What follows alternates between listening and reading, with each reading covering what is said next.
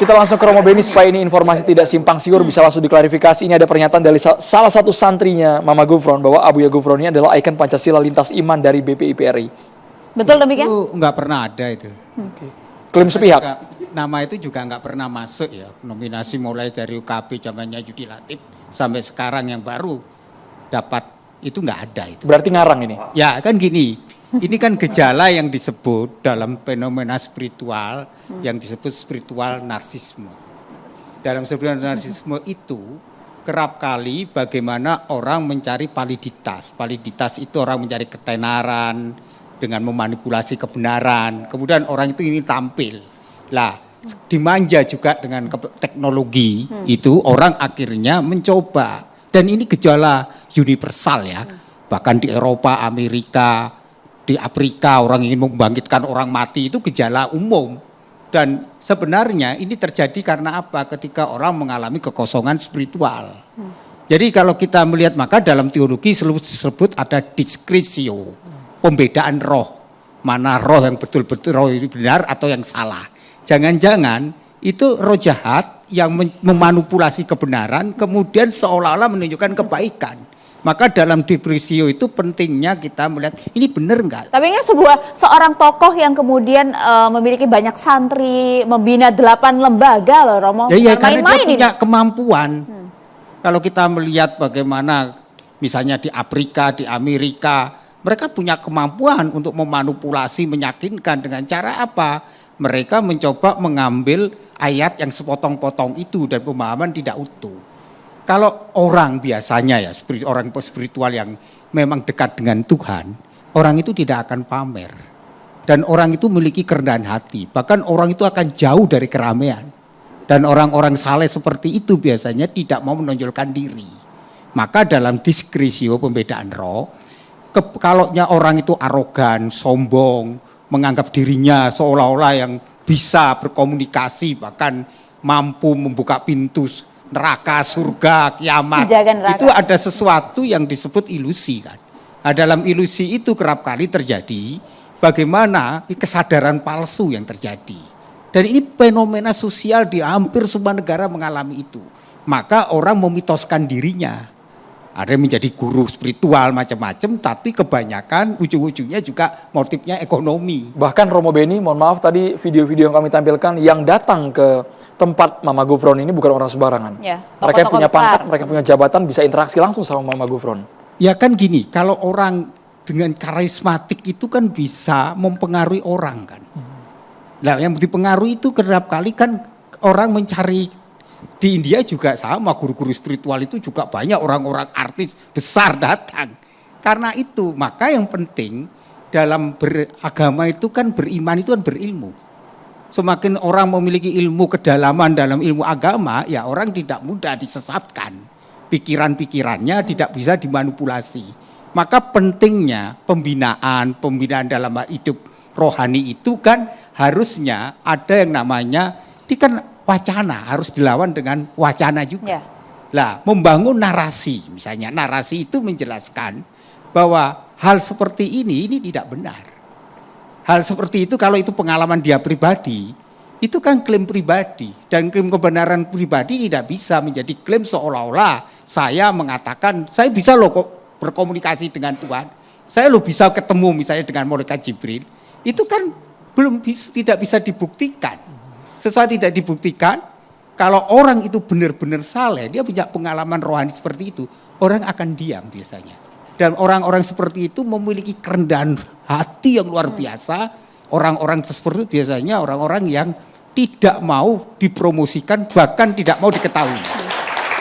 Itu sebenarnya. Nah, kalau dalam diskresio pembedaan roh, kalau orang itu menunjukkan kecongkaan, kesombongan, menganggap diri karena dia menganggap, oh saya bisa kok berkomunikasi dengan semut, misalnya berkomunikasi dengan gajah atau berkomunikasi dengan binatang, atau bisa membangkitkan orang mati, hati-hati. Ini dalam diskusi ini jangan-jangan karya roh jahat. Justru jangan dipercaya ya? Ya jangan dipercaya. Maka diskresio itu penting dalam ilmu rohani. Ini kan sudah ranahnya Romo Beni pembinaan. BPIP bisa masuk kemana ya Romo ya, Beni? Kalau BPIP kalau melihat kasus kan Mama Gufron ini. Dalam arti pembinaan itu kan lebih menjelaskan tentang bahwa ketuhanan yang Maha Esa itu adalah nilai. Nilai ketuhanan itu kan tidak bisa, ketuhanan itu kan membangun sifat kan, karakter, melas asih, karakter bagaimana orang yang beriman itu semakin orang beriman itu semakin orang menyintai kemanusiaan, memajukan peradaban dunia, memajukan nilai-nilai belas kasih, bukan membuat kontroversial, bukan membuat kegaduhan, bukan membuat kecemasan, ketakutan. Jadi sebenarnya lebih kepada nilai-nilai itu.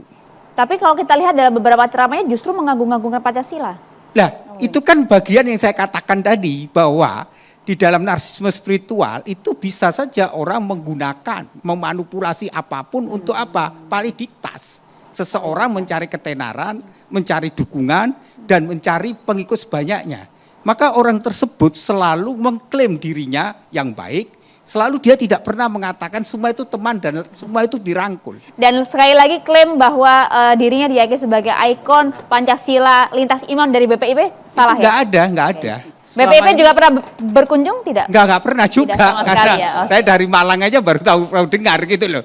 Karena selama ini memang, lah kalau saya dekat dengan Mbak Hasim Musadi dekat, pondok-pondok pesantren, dengan Buya Sapi juga dekat. Kita nggak pernah, jadi saya masih ingat Buya Syafi'i itu mengatakan beriman itu rasional. Selalu Buya mengatakan itu. Dan Buya selalu mendidik kita jangan mudah tertipu, dikelabui. Jadi ini kan banyak sekarang gejala, orang bisa saja mencari sensasi, orang bisa cari ketenaran, orang bisa mencari apapun dengan apa?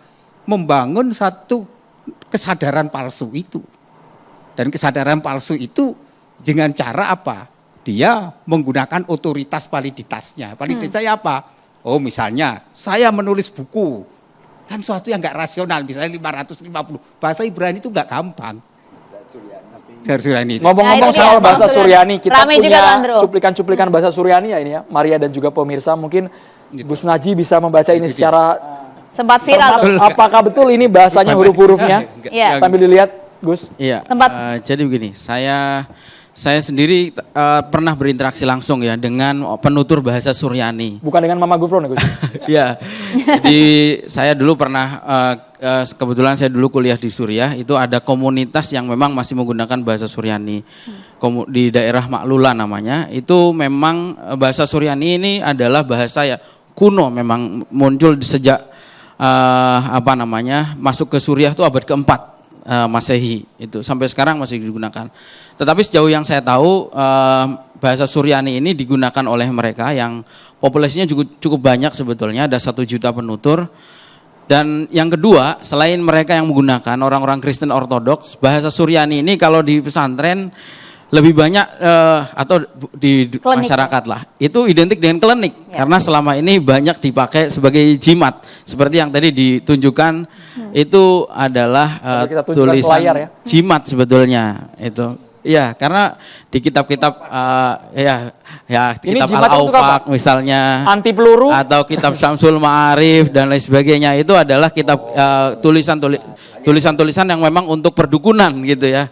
Dan mungkin memang dulu masuknya lewat situ Mama Gufron ini, karena kalau saya lihat latar belakangnya kan dulu pengembara. Setelah pesantren di Banten dia pengembara, dia memang lari kemana-mana dan oleh gurunya dibilang bahwa jangan kembali ke Banten kalau belum jadi orang, gitulah istilahnya gitu. Pengalamannya bermacam-macam. Nah itu sampai pernah jadi pengamen dan seterusnya. Mungkin dari situ dia mulai manjurlah perdukunannya, mungkin seperti itu. Nah gini saya kira, kita perlu memilah saya kira terkait Mama Gufron ini. Ada hal-hal yang syariah dan ada yang non syariah.